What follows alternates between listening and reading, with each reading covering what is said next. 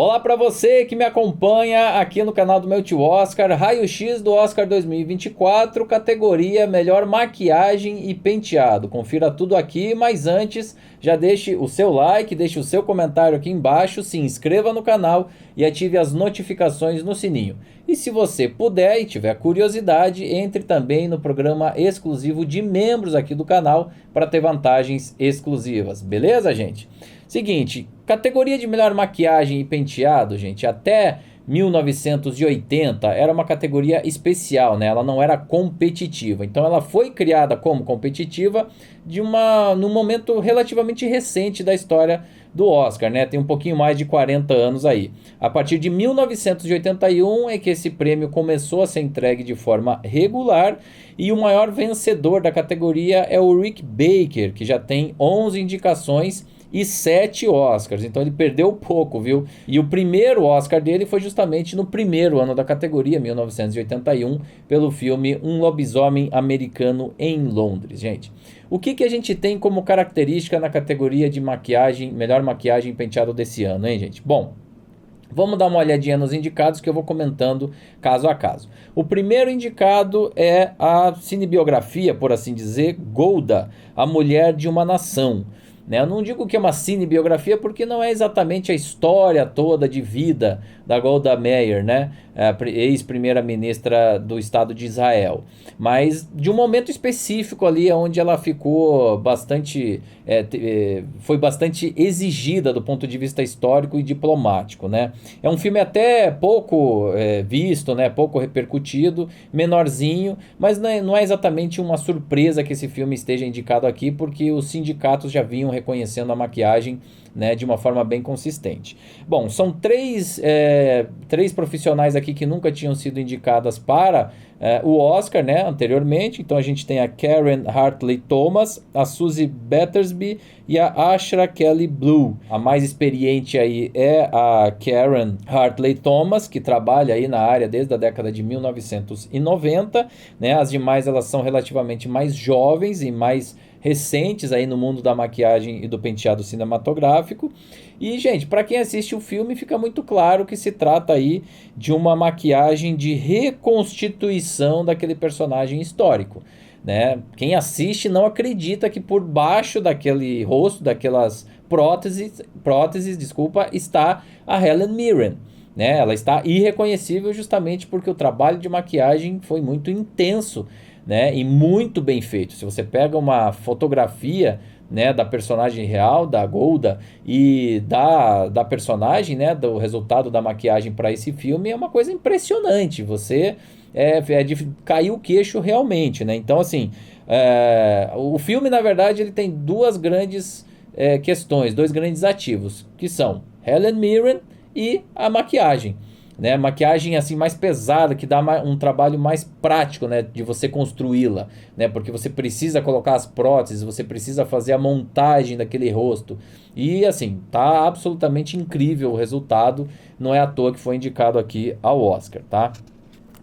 Na sequência a gente tem um outro caso muito parecido, que é do filme Maestro, né? Aqui são três indicados também, três profissionais, o Kazuhiro Kei Giorgio e Laurie McCoy Bell, né? O Kazuhiro, ele já tem 2 Oscars na carreira dele, ele já ganhou por O Destino de uma Nação em 2017 e O Escândalo em 2019, e foi indicado outras 2 vezes, em 2006 pelo filme Clique e em 2007 pelo filme Norbit, uma comédia de peso. O Kei Giorgio nunca venceu uma estatueta, mas foi indicado no ano de 2019 pelo filme Coringa, e a Laurie McCoy Bell nunca foi indicada, um profissional que ainda está na sua primeira indicação aí em relação à Academia de Artes e Ciências Cinematográficas. E aqui, assim como no exemplo anterior, é uma reconstituição de um personagem histórico, no caso aqui o maestro Leonard Bernstein.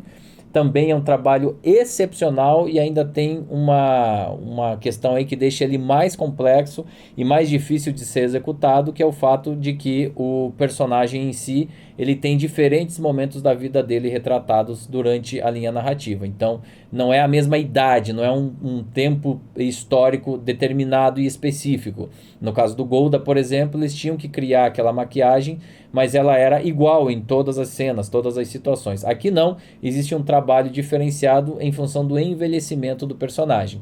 Então, assim, é muito difícil, gente, ter a fidelidade e ter esse cuidado também para que a maquiagem reflita a idade daquele personagem e em diferentes momentos ao longo da trajetória do filme. Então, assim, é um trabalho muito bom, realmente muito difícil de ser feito, né?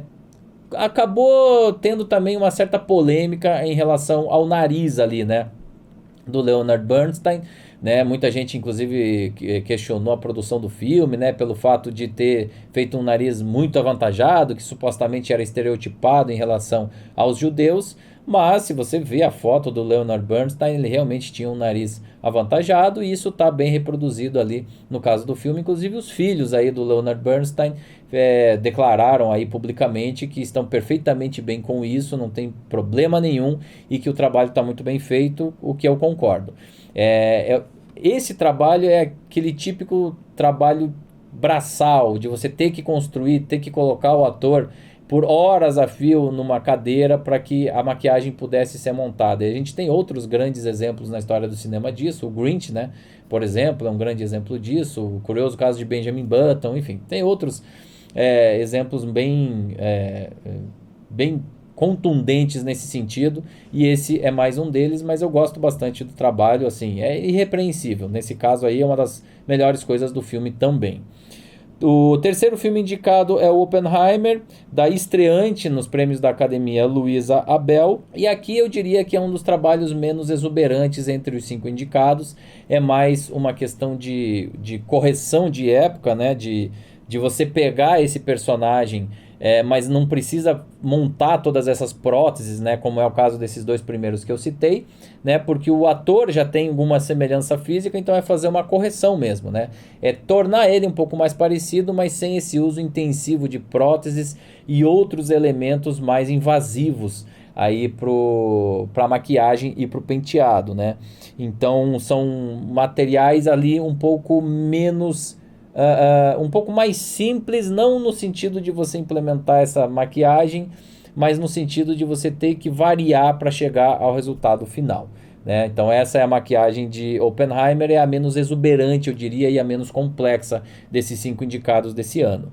Depois a gente tem a maquiagem de Pobres Criaturas, que foi feita pela Nadia Stacy, que foi indicada pelo filme Cruella, agora recentemente.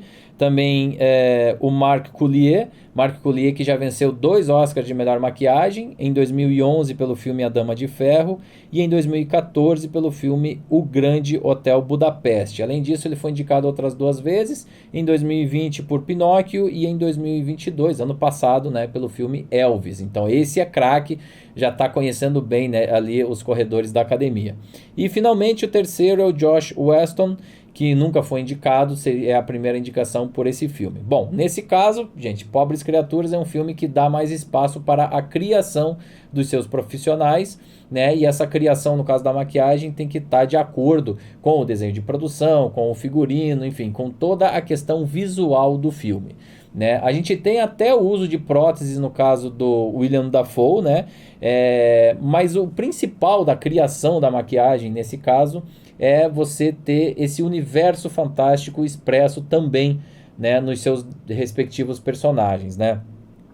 E tem um quê de experimentação a mais. Você tem que ter um trabalho mais intensivo aí dos artistas para chegar ao resultado esperado pelo diretor e principalmente para casar com todos esses outros elementos visuais, né? Então, assim, ele mescla um pouco de 2 coisas, dessa criação mais autoral e o uso também das próteses, dessa coisa que é um pouco mais complexa de ser feita. E até por isso que a gente tem diferentes profissionais, porque cada um cuida de um departamento específico aí da maquiagem desse filme. Eu gosto muito, tá? Toda a questão visual de Pobres Criaturas eu gosto bastante, inclusive, né? Eu já comentei aqui nas outras categorias o quanto ele é cuidadoso, inventivo e até experimental nesse sentido, né? E finalmente a gente tem o filme A Sociedade da Neve, filme espanhol, com 3 espanhóis indicados. Ana Lopes Puigserver, David Marti e Montes Ribé, né, que são esses três profissionais. Os dois últimos que eu citei, né, o David Marti e a Montes Ribé, venceram um Oscar já de melhor maquiagem no ano de 2006 pelo filme O Labirinto do Fauno. E aqui o trabalho está muito concentrado não só na reconstituição daquela época e de alguns daqueles personagens, mas principalmente no processo de deterioração daqueles corpos, daquelas expressões com o passar dos tempos e a fome e todos os aspectos extremos climáticos que aqueles sobreviventes passaram depois da queda do avião lá nos Andes, né? Então, assim, eu acho esse um trabalho excepcional. Você vê ali nos rostos e nas expressões deles todo o sofrimento, as consequências da fome, do frio, né? Daquelas condições inóspitas e extremas, né? De muito vento também. Então, assim, é um trabalho excepcional. É preciso ser dito aqui que eu gosto muito dessa equipe de maquiagem, porque ela teve que abraçar uma questão que é muito física, né? Se você se expõe, qualquer ser humano se expõe a condições extremas, climáticas, vai acabar tendo um reflexo disso, no rosto, né? Na pele, e você fica angustiado ao longo do filme com tudo isso. É muito real. Parece que você está vendo ali os próprios sobreviventes ali sendo registrados em filme, né? Então, assim, é impressionante também o que faz essa maquiagem aqui espanhola do filme A Sociedade da Neve. Enfim, resumindo, desses 5 indicados, eu acho que a gente tem exemplos de maquiagens diferentes, está bem diversificado. Eu acho que o menos desafiador aqui, o menos exuberante é o trabalho do Oppenheimer, tá? Não que ele seja ruim, mas é o que menos exige da equipe de maquiagem, tanto que a gente só tem uma indicada, né? Porque já foi o suficiente para dar conta ali das necessidades de maquiagem desse filme. Depois a gente tem Maestro e Golda dentro de uma necessidade equivalente, né? Ou seja, da reconstituição de um personagem histórico, sendo que Maestro é um pouco mais complexo porque você tem essa diferença de idade nos diferentes momentos do filme. Então Golda é muito difícil, claro, né, e muito trabalhoso do ponto de vista prático, de você ter que fazer essa maquiagem na mão, né, no braço, né, todas as vezes que for para as gravações. No entanto, existe esse agravante no caso de Maestro, que é a diferença de idade. No caso de Golda, é dentro de um mesmo tempo histórico, então é a mesma maquiagem sendo repetida diversas vezes, né? Depois disso, a gente tem o Pobres Criaturas, que traz também um certo conceito visual, uma aura de experimentação, e que aí exigiu também da equipe de maquiagem propor soluções para poder chegar a um resultado satisfatório. Além disso, também tem a questão das próteses ali no personagem do William Dafoe. Então eu acho que ele está no meio do caminho e se coloca muito bem ali, tanto de um lado quanto de outro. E finalmente a Sociedade da Neve, que tem uma questão mais de gradação, né? Você precisa fazer essa construção daqueles personagens do momento que o avião cai até o momento em que eles são resgatados, né? Que eles conseguem sair dali. Então, assim, são trabalhos diferentes e por isso eu gosto da lista, porque é uma lista diversificada. Você não pega apenas um tipo de trabalho e coloca ali e elenca ali, né?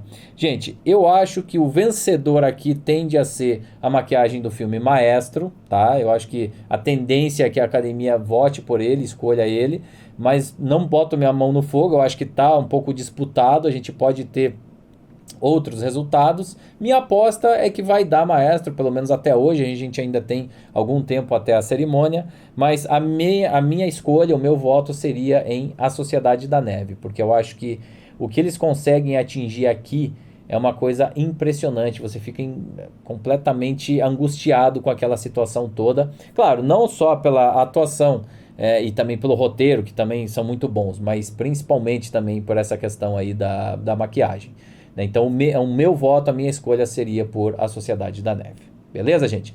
E qual seria a sua escolha? O que você acha da categoria Melhor Maquiagem e Penteado do Oscar 2024, hein? Deixe o seu comentário, a sua opinião aqui embaixo. Também não esqueça de dar like. nesse vídeo, se inscrever no canal e ativar as notificações no sininho. A gente segue analisando cada uma das categorias, então fique aqui no canal, viu? E olha, no dia 10 de março vai ter a melhor cobertura do Oscar 2024 sem cerimônia a partir das 18 horas pelo horário de Brasília, hein?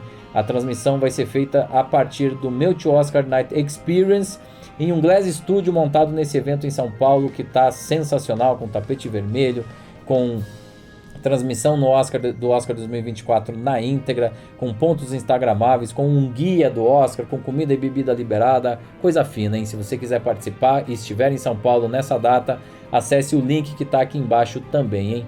E independente disso, eu espero você aqui no canal. Se você quiser se tornar um membro, aproveite e acesse a área de membros, confira os planos disponíveis.